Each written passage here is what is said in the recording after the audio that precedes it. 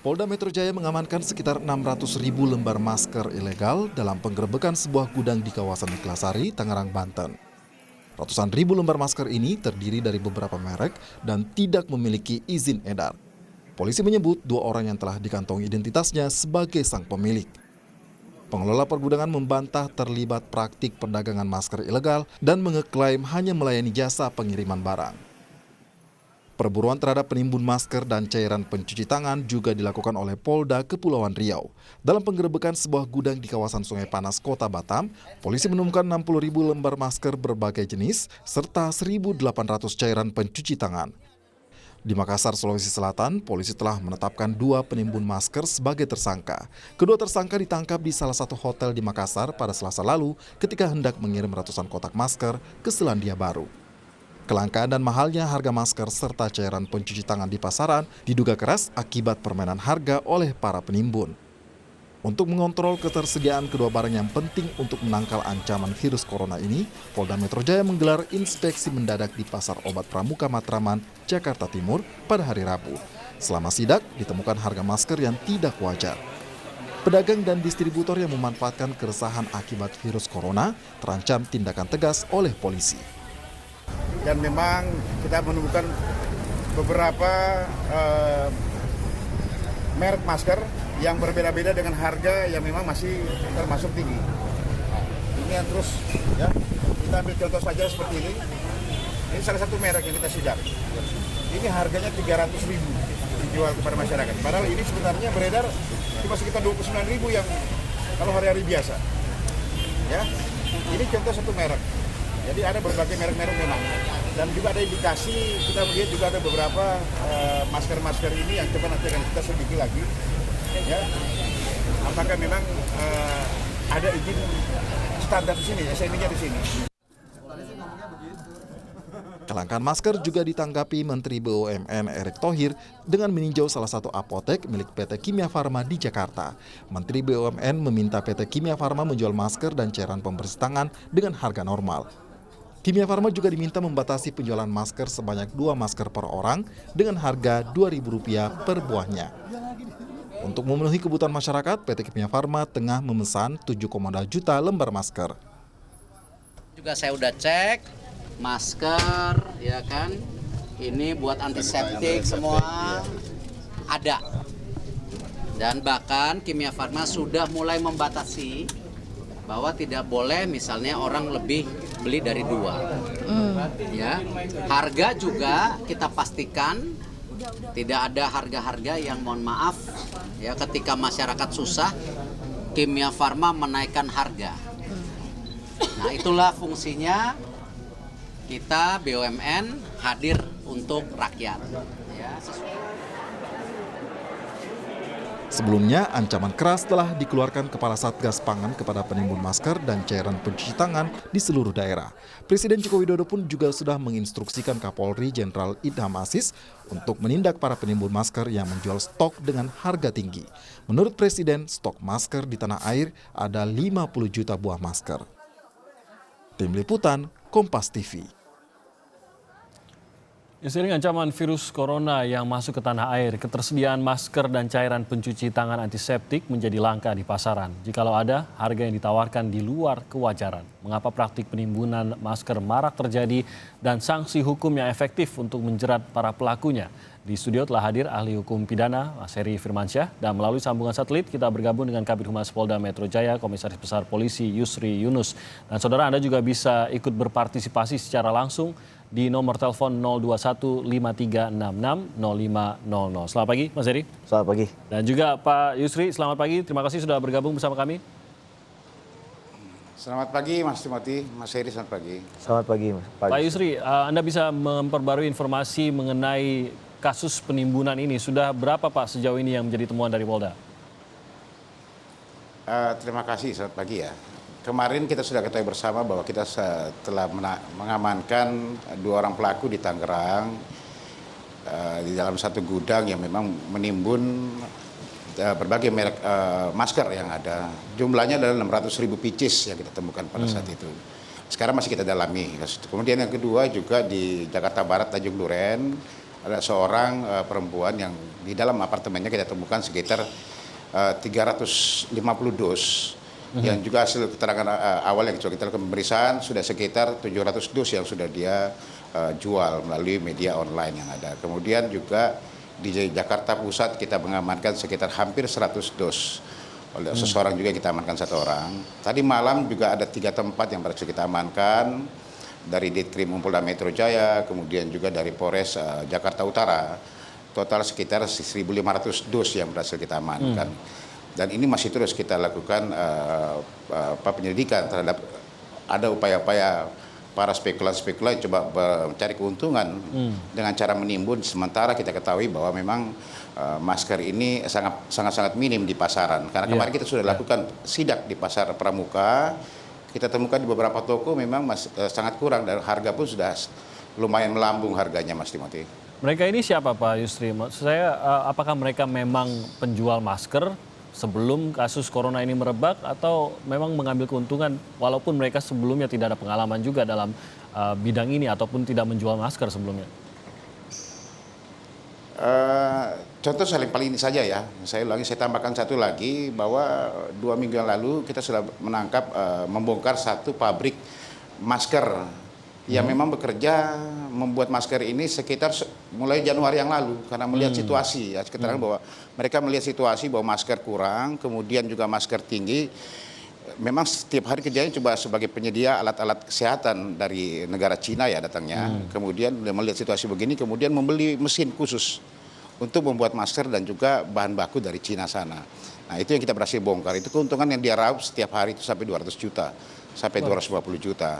Terus yang lain-lain ini memang semuanya bukan sebagai pemain masker ya. Yang kita temukan di Tanjung Duren ini memang penjual-jual online. Biasa pernik-pernik, alat-alat yang lain. Baru selama kurun waktu 1 bulan inilah setelah melihat situasi seperti ini bahwa masker ini menguntungkan, kemudian dia coba bermain masker. Rata-rata hampir semuanya seperti itu, Mbak. Berarti mereka ada yang jual secara pribadi begitu, bahkan tidak berbentuk toko sebenarnya gitu ya Pak? Ya betul, cuma yang dari Tangerang di Tangerang inilah yang kemudian kita masih mendalami karena dia juga pengakuannya bahwa sudah 3 kali dia kirim ke luar negeri masker ini dan cukup besar, cukup banyak pengiriman ke sana. Yang kami temukan kemarin 600 ribu pieces. Dia sudah mengaku sudah 3 kali selama mulai dari Januari kemarin mengirim ke luar negeri. Ini masih kami dalami, kemana pengirimannya masih kita terus, termasuk perizinan-perizinan yang kita dapati sekarang ini bahwa surat izin edarnya tidak ada, kemudian juga izin nomor registrasi izin kesehatan AKD sama AKL-nya juga tidak ada sampai sekarang. Makanya kami masih mendalami. Kami masih mengamankan melakukan pemeriksaan terhadap si pemilik barang tersebut. Oke, jadi itu mungkin membuat ragu juga mengenai standar dari masker yang dijual juga oleh mereka. Yang penting mendapatkan keuntungan sebesar mungkin gitu, Pak Yusri. Saya ke Mas Heri. Mas Heri, sebenarnya mungkin jadi pertanyaan juga bagi banyak orang. Hukumnya apa kalau menimbun masker entah itu di apartemen tadi dikatakan ataupun menjualnya dengan harga yang tidak sewajarnya selama ini, hukumnya apa yang bisa menjerat di sini? Sebelumnya kita menyampaikan duka cita yang mendalam terhadap wabah ini ya, karena wabah ini kan sifatnya sudah global, Mas Timi ya. Kita lihat ada ribuan orang yang meninggal, puluhan ribu yang suspek dan kemudian virus ini sudah mengejala di puluhan negara. Ya. Itu yang terlebih dahulu perlu kita sampaikan. Terkait dengan apakah ini ada tindak pidana dan kemudian ada ancaman pidananya, jelas ada, Mas Timi.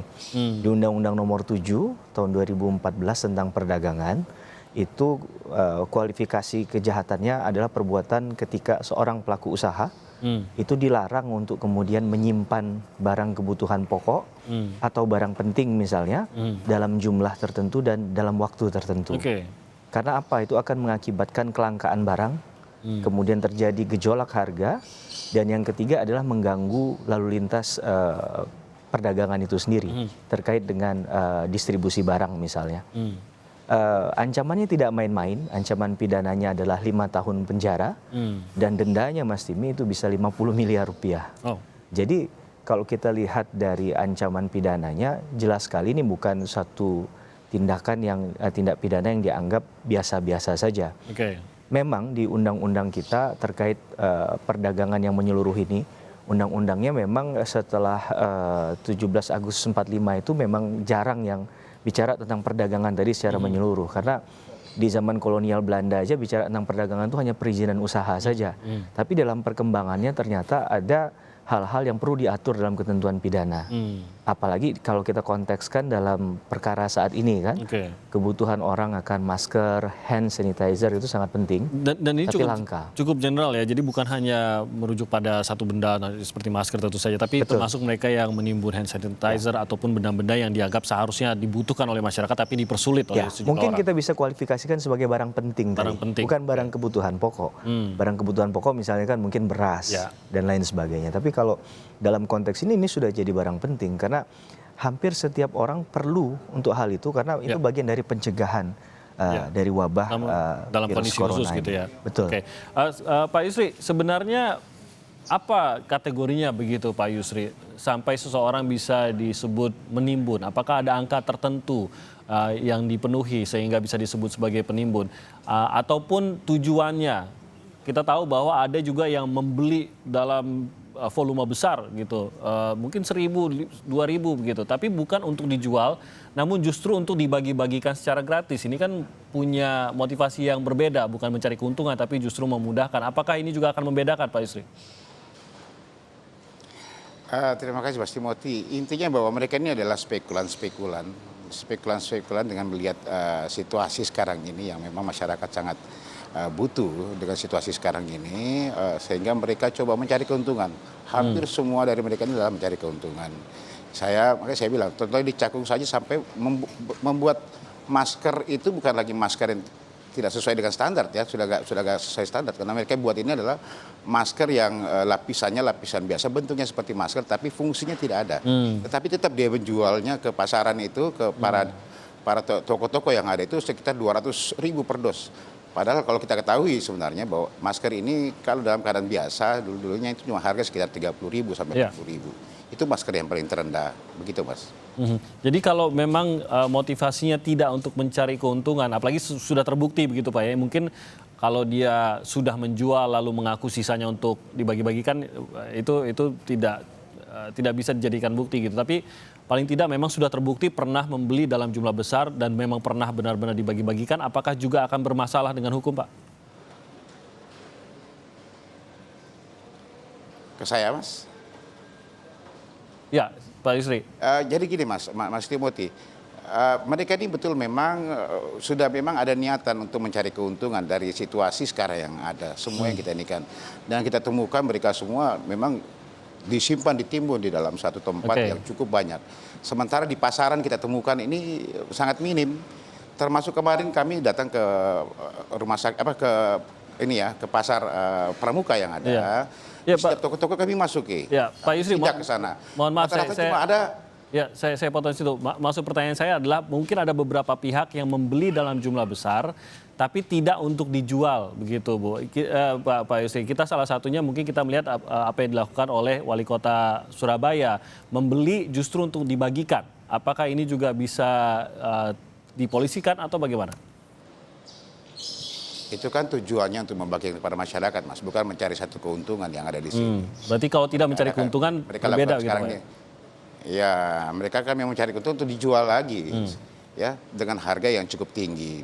Itu di depan pasal 107 di Undang-Undang Nomor 7-nya, Mas. Oke, baik. Kita akan jeda sebentar. Nanti kita juga akan menerima telepon dari Anda, Saudara, di 021-5366-0500. Seperti apa jeratan hukum bagi mereka yang dengan sengaja menimbun dan mencari keuntungan. Itu tadi poinnya. Sesaat lagi.